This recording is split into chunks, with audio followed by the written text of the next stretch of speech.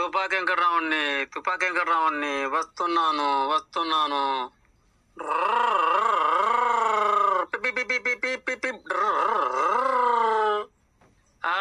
ఈ కారు ఆకాశంలో కొనుక్కొచ్చాను మహారాజా. మన మానవజాతి ఆచరిస్తున్న కళలలో ఇది కూడా ఒక కళ కనుక దీనిని కూడా పోషించుదామని మహారాజులారా తామందరికీ పేరు పేరున వందనాలు. నా పేరు తుపాకీ వెంకటరావు మహారాజా. మా ఇంటి పేరు తుపాకీ మహారాజా. నా పేరు వెంకటరావుడు మహారాజా. ఈ వృత్తి మా వారసత్వ వృత్తి మహారాజా.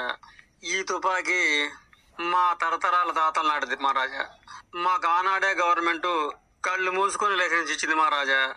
కనుకనే అది మా ముత్తాత పట్టాడు, ఆ ముత్తాత పట్టాడు, మా తాత పట్టాడు, మా నాన్న పట్టాడు, ఇప్పుడు నేను కూడా పట్టాను మహారాజా. అలాగే నా కొడుకులు, నా మనవాళ్ళు, మునిమనవాళ్ళు కూడా ఏ భయం లేకుండా ఈ తుపాకీ పడతారు మహారాజా. మేము వారసత్వంగా పుట్టక ముందే గురి నేర్చుకుంటాం మహారాజా. అందుకే మహారాజా మేము ఈ తుపాకీలో గుండు లేకపోయినా మందు లేకపోయినా మహారాజా అనుకున్న పని చేస్తుంది మహారాజా. ఒక మాట చెప్పాలంటే మహారాజా, మిలిటరీలకైనా పోలీసులకైనా వారికి ఉద్యోగం ఇచ్చినాడే తుపాకులు ఇస్తారు, లైసెన్స్ ఇస్తారు తప్ప మాలాగా వారి తాత ముత్తాతలకి తుపాకులు ఉండవు, లైసెన్సులు ఉండవు మహారాజా.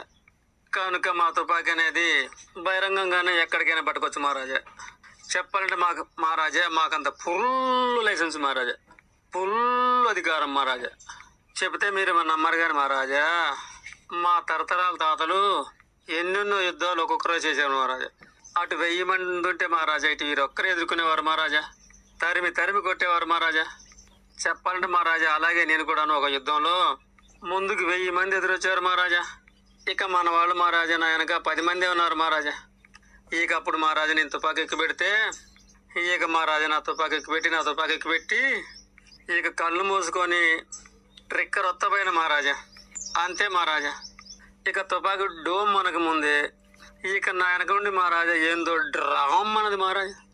ఇక ఈ డ్రాముకు మహారాజా నా వెనక ఉన్న 10 మంది మహారాజా ఎక్కడ పడిపోయారు మహారాజా. ఇక ఇది చూసి మహారాజా నా ముందున్న శత్రువులు ఇక వెనకకి తిరిగి చూడకుండా ఒకటే పరుగు మహారాజా. ఉరికి కనపడకుండా పోయారు మహారాజా. ఇక మహారాజా ఆ ప్రాంతం ప్రజలు మహారాజా ఏంటి వెంకటరాముడు అటు తుపాకీ ఎక్కువ పెడితే ఇటోళ్ళు పడిపోయారు ఏంటని వచ్చి చూశారు మహారాజా. ఇక ఈ లోపు మహారాజా అంబులెన్స్ కి ఫోన్ చేసి ఇక అంబులెన్స్ కొయ్యో మొర్రో అనుకుంటూ వచ్చి ఇక వెనకున్న మన వాళ్ళందరినీ తీసుకెళ్లి హాస్పిటల్ వేసింది మహారాజా. పాపం ఇక డాక్టర్లు మహారాజా ఎన్నో రకాల పరీక్షలు చేశారట మహారాజా. కింద పరీక్ష చేశారట, మీద పరీక్ష చేశారట, ఇయ్యాలకల బోర్రా పరీక్ష చేశారట మహారాజా. అలాగే ఇక కంపౌండర్లు అయితే వారి వద్ద ఇంత పొడుగుది అందరి నోట్లో పెట్టి 1 నిమిషం ఉంచి తీశారట మహారాజా. అయితే మహారాజా వీరికి ఏ ప్రమాదం లేదని ఒక 24 గంటలు అబ్జర్వేషన్ లో ఉంచుదామని ఉంచారట మహారాజా. అయితే మహారాజా ఈ ఘటన ఏమంటే ఒకప్పుడు భోపాల్లో విశ్వాయు వెళ్ళింది కదా, అప్పుడు చుట్టుపక్కల చాలా మంది అలకలో కదా మహారాజా. ఆ విశ్వాయుకి నేను అక్కడే ఉన్నాను మహారాజా. ఇక అదే వాయువు నా వద్ద కొంత ఉందో ఏమో, అయితే ఆ విశ్వాయు కావచ్చు వీరికి దొరికింది అనుకొని అని డాక్టర్లు చెప్పారట మహారాజా. ఇక మహారాజా వారంతా కూడా 24 గంటల్లో లేచారట మహారాజా. 24 గంటల తర్వాత మహారాజా వారంతా లేచి ఉరికొచ్చారు మహారాజా నా వద్దకు. ఇక వారు వచ్చి మహారాజా నీ అంత తుపాకీ గురిగలవాడు లేడు అంటూ ఇక నాకు చెప్పలేని సత్కారాలు చేశారు మహారాజా. ఇక ఈ విషయాన్ని అన్ని భాషల పత్రికలు కూడా వేశారు మహారాజా. ఇక చెప్పాలంటే మహారాజా మిలిటరీ కమాండర్ గారు కూడా వచ్చి ఓ అమ్మో వెంకటరాముడు తుపాకీ ఎక్కువ పెట్టగానే శత్రువులంతా పారిపోయారంటే ఓ అమ్మో వీడంత గొప్పవాడని గొప్ప పురస్కారం కూడా ఇచ్చిపోయారు మహారాజా. నిజానికి మహారాజా మా తాతలు ముత్తాతలు మా వరకు కూడాను ఈ తుపాకీ గురి పెట్టనే కానీ మహారాజా ఏ ఒక్కరికి కూడా అపాయం చేయలేదు మహారాజా. అయినా సరే ఇందులో తప్పుంటే మన్నించమని కోరుకుంటూ మహారాజా నాకు ఇంత సర్దిపోయేమని అందుకే చెప్పదెచ్చుకున్నాను మహారాజా. ఇన్ని యుద్ధాలు చేసి మేము లోకాన్ని రక్షించినా మహారాజా మేము జీతాలు తీసుకోము మహారాజా. ఎంతసేపటికి మహారాజా ఊరూరు ఇల్లు తిరిగి మహారాజా ఇలా శ్రద్ధ బుద్ధి అడుక్కొని మాత్రమే బతుకుతాం మహారాజా.